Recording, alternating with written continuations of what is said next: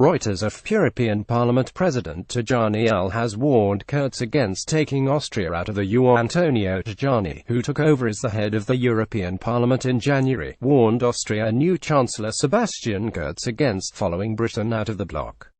Mr. Tajani said it is important that the Austrian government program does not contemplate the exit from the EU, an Oexit, a referendum. The new Chancellor Kurz will come to speak with us next week in Brussels and we will listen to his program. The important thing is that it moves in the direction of Europe. Italy's Undersecretary for European Affairs, Sandro Gozzi, has also warned Austria against undermining the EU's immigration policies.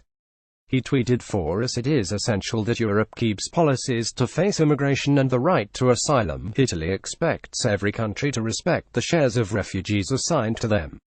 We will reiterate this position to the new Austrian government. European politics is a fundamental aspect of domestic politics.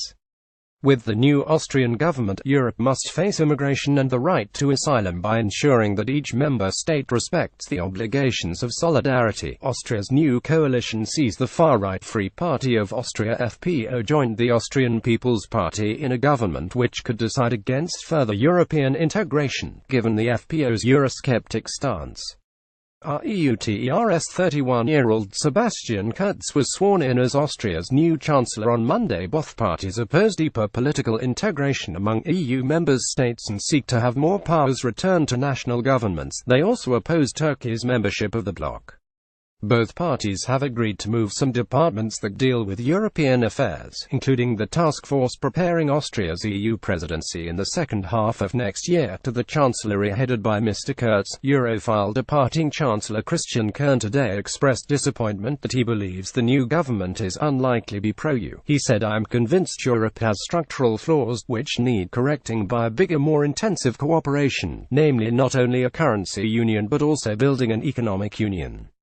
This will be an advantage for European citizens. In Austria we used to keep our distance and refuse to have anything to do with integration.